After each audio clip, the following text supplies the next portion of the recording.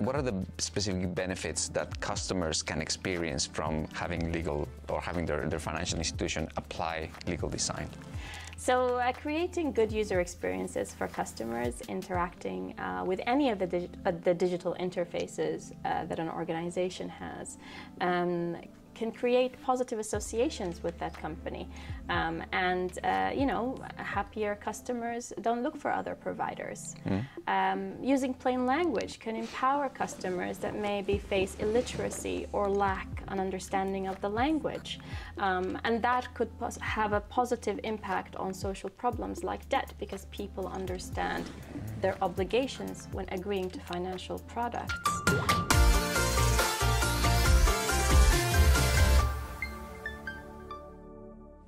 So, hi. Abda, thank you so much for joining us. It's great having you here. Yeah, thank you. Thank you for having me. It's great to be here. It's a pleasure. And let's just start by telling us a little bit about who you are and what you do. Yes. So I'm African, originally from Sudan, but I spent a great deal of time living abroad because of my father's work. I have a background in economics and also spatial design, but I've spent about 18 years now working in financial institutions, and I've been lucky enough to travel the world. I've worked in New York, Hong Kong, Tokyo, London, and predominantly most of this time I've worked on the trading floor. So I've worked as a support function, I've worked in sales, I was a trader, but for the past 8 years, my focus has been risk management and regulations and how an organization needs to transform to adapt. Basically, now I work in Copenhagen for Nordea in group regulatory management, which sits in the Group Legal, and I do a lot of strategy work, so a lot of idea generation and problem solving. Right, okay, so I want to focus on the fact that you work in Group Legal, because I've got a bit of a bone to pick with legal, right? And I think we know that legal terminology tends to be heavy, very difficult to understand. I mean, lawyers are famous for using all this complex language that needs to be ironclad when you're developing contracts and documents. So my question to you is, do you think that the legal function bears any responsibility in ensuring that finance and financial services can be easily understood and user-friendly for its customers? So any financial institution will rely on a legal function in some shape or form, whether it's an in-house legal department or whether it outsources all its legal needs. Having legal representation is very important, and that is for several reasons. So you have all the customer contracts, policies, employee contracts. These are usually written by lawyers, but then you have all of your internal governance, so internal rules, instructions. Those are sometimes guided by a legal function. And of course, interpreting regulatory information that sometimes needs lawyers. Of course, not everybody working in a financial institution is a lawyer, and not everybody dealing with a financial institution is a lawyer. And so absolutely it is pertinent that these documents that influence our relationships with our customers, but also internally with employees, are accessible to the average user. So these documents basically set out the rules of engagement, if you will. And so it's really important that the parties that are impacted by these documents understand exactly what is expected, their responsibilities, and that's a great way to build trust and ensure a happy customer and a happy employee. And we know that you need both for any organization to be successful. Okay, but tell me a bit more about some of the terms that you use. You talk about internal governance and instructions. What are all these? Because I think we're mostly just familiar with terms and conditions and maybe contracts, but what are these other documents that you describe? Yeah, so there's an EU legislation that requires an institution to have robust governance arrangements, risk management processes, and control mechanisms and policies. And in the simplest terms, that translates to a set of rules that an organization defines and makes available to its employees, which govern basically how the organization would function. Yeah, so Abda, tell us, what are the main challenges that the legal function within financial services face in making their products and services more accessible to customers? So there's a couple of challenges. The first challenge is the lack of tech solutions aimed at in-house legal departments. I think that it's been hard to quantify the benefits of doing it in a different way versus how things are being done now.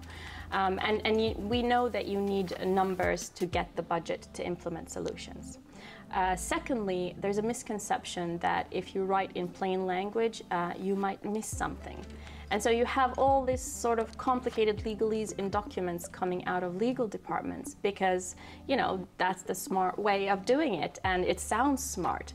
But we know that it's possible to write something succinct in plain language and still address the risks of missing something.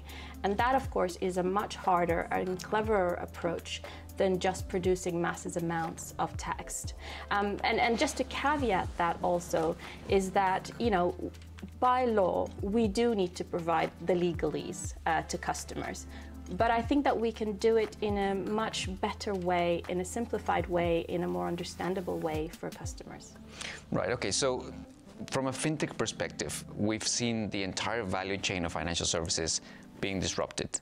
And we've seen a lot of innovation coming into the various parts and components of what a financial organization does. How has innovation impacted the legal function specifically? I think the emergence of a lot of smart fintech companies has impacted the legal functions in a roundabout way.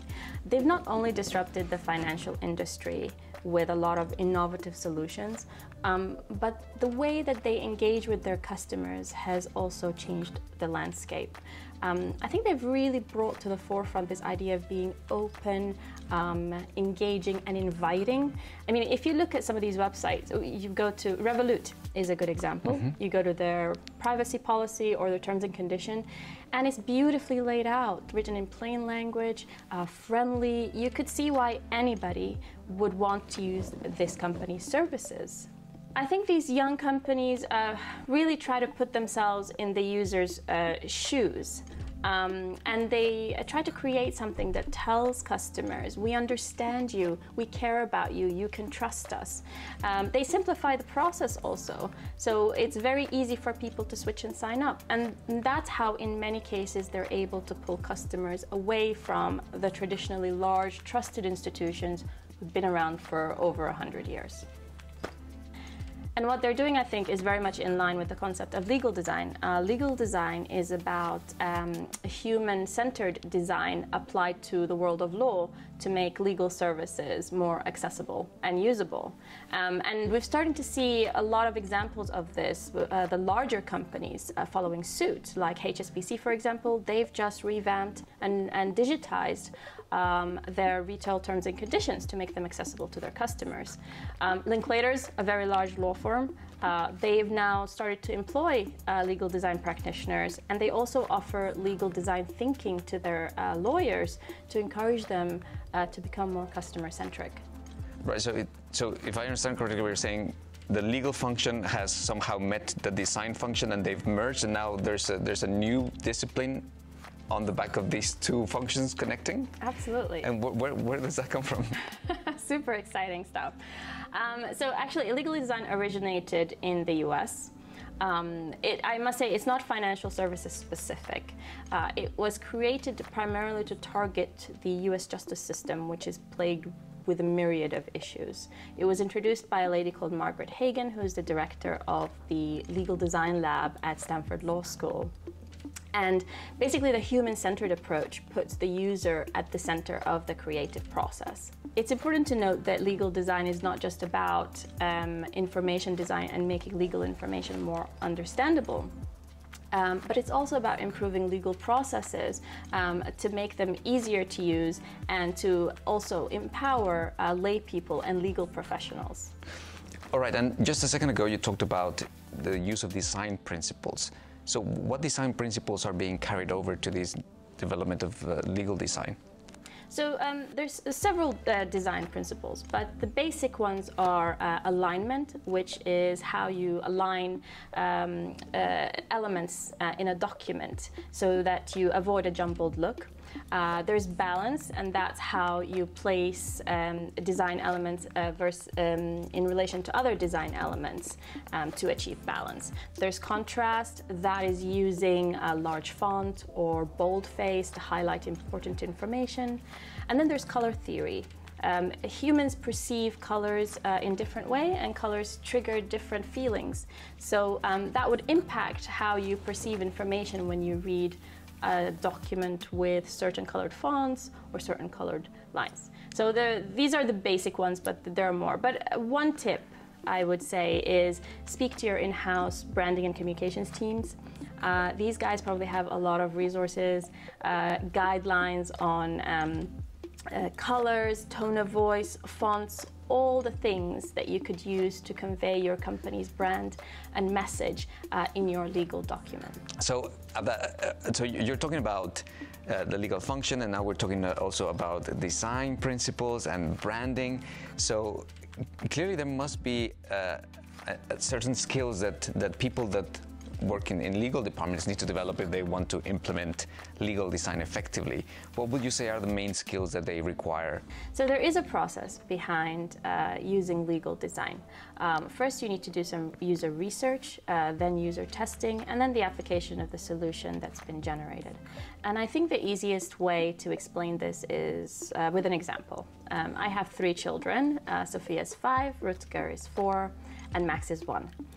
Sophia loves her little brothers, and she spends quite a lot of time with Max, the baby. And he, of course, he has a big personality. He's talking all the time. Nobody understands what he's saying, and he's just all over the place, constantly distracted. And so I noticed that Sophia would watch him intently. And then she will, after a while, go up to him, start playing with him. She'll change, the way that she communicates with him. So using limited vocabulary, she'll wave a toy at him, plays music, and then until she kind of finds what works and what gets his attention. And then she'll remember what works because, she'll come running to my rescue when I'm struggling to get him to focus if I'm trying to feed him or something. And she'll call his name and wave his favorite toy, and it works. So there you have it. The observation is her user research. She's done her user testing, and then she's applied what she's learned through the process.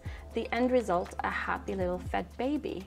And that tells me that we as humans have an innate ability to communicate and adjust our behavior accordingly to better connect with one another. So if a 5-year-old can do it, so can a legal professional, I think. Right, I love that example, it's brilliant. But, okay, so we're talking about something that when you hear about it, you think like, well, it makes so much sense. Why is it only happening now? So I think it was always happening in some shape or form. It was just never something that someone had said, wow, this is important. I remember spending many hours doing, explainer PowerPoints, and I still do. But now it's being recognized, and that's thanks to Margaret Hagan at the Stanford Law School and other legal design practitioners and professionals in Europe and the Nordics who are talking about it, training others, and really pushing the idea. I think also that fintech's changing the landscape. That's really pushed the large institutions to kind of move and do something to keep up. Have fintechs cracked the code? Maybe not completely, but there's a lot that we can learn there. And customers have a choice. So it's time to do something about it. Right, of course, and as you mentioned in your example of Revolut, it's something that fintechs are increasingly adopting as a way of carrying out their business, and I think it fits in very well with that mindset of simplicity and making things easy for the customer. Right, exactly. And now that there is research and numbers that quantify the benefits of using legal design for an organization. Legal is being democratized, if you will, through this transformative process, making it accessible to many more people. Right. So tell me a little bit now about what are the specific benefits that customers can experience from having legal or having their financial institution apply legal design? Yeah. So creating good user experiences for customers interacting with any of the digital interfaces that an organization has can create positive associations with that company. Happier customers don't look for other providers. Using plain language can empower customers that maybe face illiteracy or lack an understanding of the language. And that could have a positive impact on social problems like debt, because people understand their obligations when agreeing to financial products. And also an overarching kind of benefit is a clear allocation of risks and responsibilities, and therefore accountability. And again, that's really important because you are improving your relationship with your customers, and you are building trust. Well, yeah, that makes a lot of sense. What about the benefits that corporations or like organizations like Nordea can experience from legal design? Yeah, from an organization perspective, you would reduce litigation and lawsuits. So when two parties clearly understand the legal information, then it reduces the risk of litigation, and therefore the costs and the losses that an organization can experience as a result of that. Right. Another thing is improved operational efficiency. So what I mean by that is that it reduces the time that you're reading documents, rewriting documents, and incorrectly applying internal policies. When employees understand very clearly their internal policies and apply them correctly because of clearer and easier messaging or simplified messaging, then it reduces risks such as regulatory non-compliance, which is basically when you apply regulations incorrectly within an organization. Okay, and then if we focus a little bit on the disruption of the industry, we've seen technology disrupt the product lines, they've disrupted operations, they disrupted the customer experience, the front end. How has technology disrupted the legal function? So I think that if you look at legal within financial institutions, the field is wide open. So much can be done. From tools that facilitate information design to tools that measure the effectiveness of that approach. From a process perspective, I think there's a lot of innovative solutions in the RegTech space that improve compliance processes, document management. These tools are targeting compliance and risk professionals, but there's a very close relationship between legal compliance and risk. And so the tools for compliance and risk professionals can easily be utilized and be beneficial for legal professionals. Right. So Abda, in your view, how can organizations create a more human-centered approach in the way in which they deal with regulation, especially when it comes to focusing on the customers? So I think every organization is different. The customer segmentation is different, the markets it's targeting, geographies, and therefore the regulations that apply to it would be different. And so depending on a lot of these factors, you could then look at the most appropriate approach for that organization. But what I do think is that it would be beneficial for an organization to think about what human-centered really means. And I think that it's important to think about the customer not just in a business context, but also in a social context. So about that customer's family, where they live, their society, their environment. And then an organization can then start to think about how it can be more socially responsible and positively impact that human's environment. I think it's also important to always put the customer at the center of this thought process. It's fine to become digital. Through it, we then use less paper, we're more sustainable. It's great, some customers love it. But then there are some customers that we need to cater for that do not necessarily want to be digital. They want the physical interaction. And again, it's very important to be customer focused and to think about all of the different types of customers that an organization needs to cater for. Abda, just to close, what changes do you expect to see in the legal function within financial services in the next 2 to 5 years? So I think we'll start to see a people shift. Already we see an importance being put on how to better communicate legal information to customers.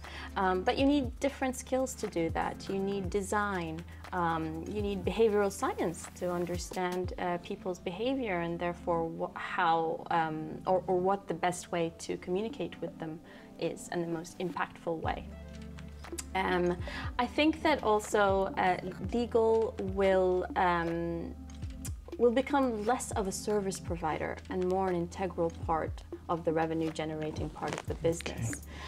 So many times I've seen legal professionals being a supplement to what everyone else is doing in a company.